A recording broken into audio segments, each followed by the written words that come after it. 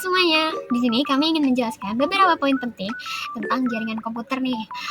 Sebelumnya kalian udah tahu kan pasti jaringan komputer itu apa, yang kayaknya udah kebiasaan kita sehari-hari nggak sih? Oke, di sini untuk pengertiannya, jaringan komputer itu adalah sekumpulan komputer dan perangkat lainnya yang terhubung satu sama lain melalui media komunikasi, sehingga dapat saling berinteraksi, bertukar data, dan berbagai sumber daya. Setelah kalian mempelajari bagaimana pengertian jaringan komputer, mari kita bahas cara kerja jaringan komputer itu sendiri. Jaringan komputer bekerja dengan menghubungkan berbagai perangkat tertentu seperti komputer, server, dan juga printer, sehingga mereka dapat berkomunikasi dalam berbagai data. Proses ini dilakukan melalui pengiriman paket data yang melewati perangkat jaringan seperti router, switch, dan juga hub. Jaringan mengikuti protokol yang menentukan bagaimana komunikasi dikirim dan diterima. Protokol ini memungkinkan perangkat untuk berkomunikasi. Setiap perangkat di jaringan menggunakan protokol internet atau yang biasa disebut alamat IP, serangkaian angka yang secara unik mengidentifikasikan perangkat dan memungkinkan perangkat lain mengenalinya. Router adalah virtual atau fisik yang memfasilitasi komunikasi antar jaringan yang berbeda-beda. Router menganalisis informasi untuk menentukan cara terbaik bagi data untuk mencapai tujuan akhirnya. Switch menghubungkan perangkat dan mengelola komunikasi node to node di dalam jaringan, memastikan bahwa kumpulan informasi yang melintasi jaringan mencapai tujuan akhirnya. Jaringan komputer memiliki peran yang sangat penting dalam dunia modern, baik di lingkungan bisnis, pendidikan, hingga kehidupan sehari-hari. Dengan menghubungkan berbagai perangkat seperti komputer, server, dan perangkat mobile dalam satu sistem, jaringan komputer menawarkan berbagai manfaat signifikan, di antaranya berbagi sumber daya. Salah satu manfaat utama dari jaringan komputer adalah kemampuan untuk memungkinkan berbagi sumber daya. Perangkat dalam jaringan dapat berbagi file, printer, perangkat penyimpanan, serta perangkat lunak. Sebagai contoh, di kantor atau rumah, satu printer bisa digunakan oleh beberapa komputer tanpa harus menghubungkannya secara fisik ke setiap perangkat. Ini meningkatkan efisiensi dan mengurangi biaya karena sumber daya dapat digunakan bersama. Yang kedua, kemudahan akses data dan informasi. Jaringan komputer memungkinkan komunikasi cepat dan efisien antar pengguna, seperti email, pesan instan, dan konferensi video dapat dilakukan dengan mudah melalui jaringan, baik di lingkungan lokal maupun melalui internet. Jaringan komputer juga memfasilitasi komunikasi antar perusahaan atau organisasi, memungkinkan kolaborasi lintas lokasi secara real-time. Yang ketiga, keamanan data dan informasi. Setiap hari, data penting termasuk informasi pelanggan dan strategi bisnis diakses dan dibagikan. Namun, perusahaan juga menyadari resiko yang terkait dengan keamanan informasi. Oleh karena itu, jaringan dilengkapi dengan sistem keamanan yang canggih seperti enkripsi, firewall, dan autentikasi pengguna untuk melindungi data dari ancaman eksternal. Manfaat dari jaringan komputer dalam hal efisiensi biaya dan waktu sangatlah signifikan, terutama dalam lingkungan bisnis dan organisasi. Jaringan komputer memungkinkan berbagi perangkat untuk saling terhubung dan berbagi sumber daya, yang berdampak pada pengurangan biaya operasional dan peningkatan efisien waktu secara keseluruhan. Nah, di sini ada jenis-jenis jaringan komputer. Yang pertama ada LAN, Local Area Network. Jaringan ini jaringan yang sering digunakan di berbagai lingkungan. Entah di sekolah, di perkantoran, bahkan di rumah pribadi menggunakan jenis jaringan ini. Yang kedua ada WLAN, Wireless Area Network. Jaringan ini jaringan yang menggunakan jaringan tanpa kabel, melainkan melalui sinyal radio atau teknologi nirkabel yang disebut wireless. Nah, yang ketiga ini ada MAN, Metropolitan Area Network. Jaringan ini bisa dibilang lebih besar dari jaringan LAN. Kebanyakan menggunakan jaringan ini untuk dalam skala kota. Keempat, ada jaringan WAN, Wide Area Network. Nah, jaringan ini menghubungkan area geografis yang sangat luas, seperti antar kota, antar negara, bahkan antar benua untuk berbagi data sekalipun. Nah, yang kelima ada PAN, Personal Area Network. Jaringan ini jaringan yang sangat dekat karena hanya menghubungkan sekitar satu orang perangkat. Yang keenam ada CAN, Campus Area Network. Seperti namanya, jaringan ini digunakan hanya untuk lingkungan kampus atau universitas saja, seperti perpustakaan, laboratorium, atau lingkungan kampus lainnya.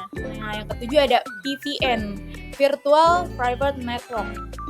Nah, jaringan ini hanya menghubungkan jaringan pribadi untuk menggunakan ke jaringan publik. Nah, yang terakhir ada internet. Nah, kalau ini jaringan terbesar yang menghubungkan jutaan jaringan komputer di seluruh dunia, baik LAN, WAN, MAN, bahkan jaringan lainnya. Topologi jaringan. Yang pertama, topologi bus. Topologi bus adalah topologi yang paling tua dalam teknologi jaringan internet. Maka dari itu ada laras konektor yang bisa digunakan untuk menyambung atau menambah panjang jaringan. Topologi jaringan ini terdiri dari kabel koaksial yang menghubungkan komputer yang ada dalam jaringan agar setiap komputer bisa terhubung dengan sambungan konektor BNC jenis T. Yang kedua, topologi star. Topologi star ini terdapat hub yang menjadi pusat jaringan dan mengontrol komunikasi. Kemudian semua perangkat komputer berputar di sekitar hub pusat, yang mana hub pusat itu berkomunikasi dengan hub lam. Jarak batas jaringan ini adalah 1000 meter dari hub. Topologi ini biasanya digunakan pada LAN, yang biasanya digunakan pada rumah, kantor, dan sekolah.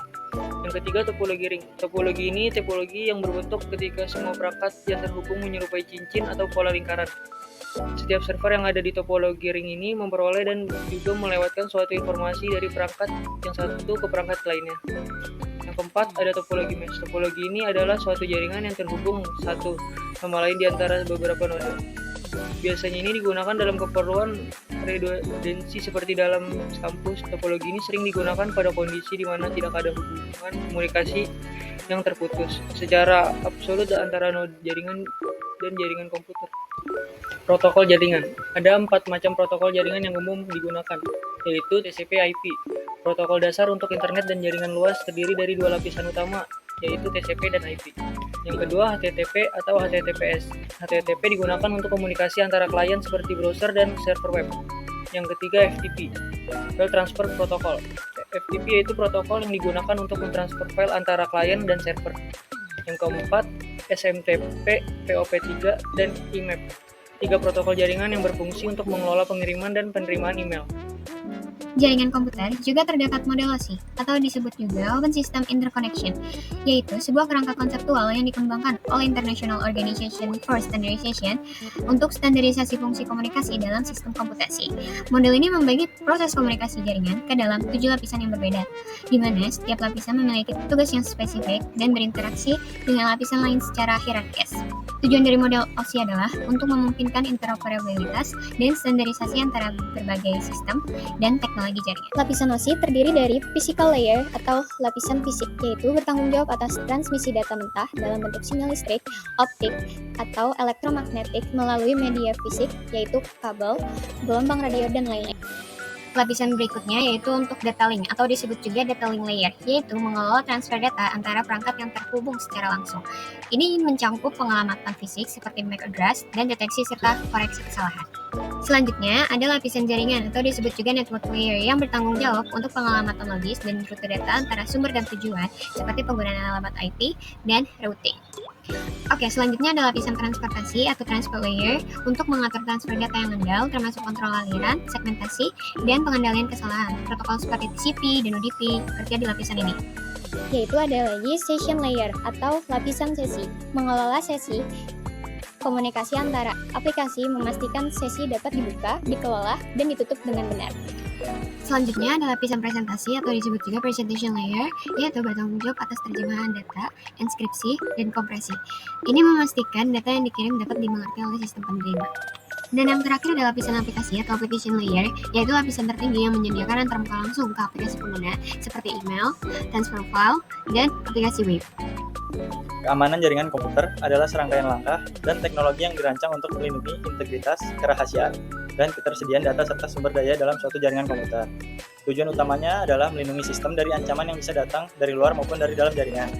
Beberapa elemen penting dari keamanan jaringan komputer antara lain firewall, enkripsi, VPN, virtual private network, IDS atau IPS, antivirus dan anti-malware, autentikasi dan akses kontrol, patching dan pembaruan, serta segmentasi jaringan. Dengan meningkatnya serangan cyber, keamanan jaringan menjadi prioritas utama untuk memastikan integritas dan kerahasiaan data serta melindungi perusahaan dari potensi kerugian. Selanjutnya ada teknologi jaringan nirkabel. Teknologi jaringan nirkabel adalah teknologi yang memungkinkan perangkat untuk terhubung dan berkomunikasi tanpa menggunakan kabel fisik. Komunikasi dilakukan melalui gelombang radio, inframerah, atau teknologi elektromagnetik lainnya. Beberapa jenis teknologi jaringan nirkabel yang umum digunakan meliputi 1. Wi-Fi. Teknologi ini memungkinkan perangkat seperti komputer, smartphone, dan tablet untuk terhubung ke internet atau jaringan lokal secara nirkabel. Yang kedua itu ada Bluetooth. Teknologi ini digunakan untuk berkomunikasi jarak pendek antara perangkat seperti ponsel dengan headphone atau komputer dengan keyboard nirkabel. Bluetooth menghubungkan perangkat dengan kecepatan yang lebih rendah dibanding Wi-Fi, tapi cukup untuk aplikasi seperti transfer file kecil atau koneksi perangkat audio. Yang ketiga ada NFC. NFC adalah teknologi nirkabel yang bekerja pada jarak yang sangat pendek, biasanya sekitar 4 cm atau kurang.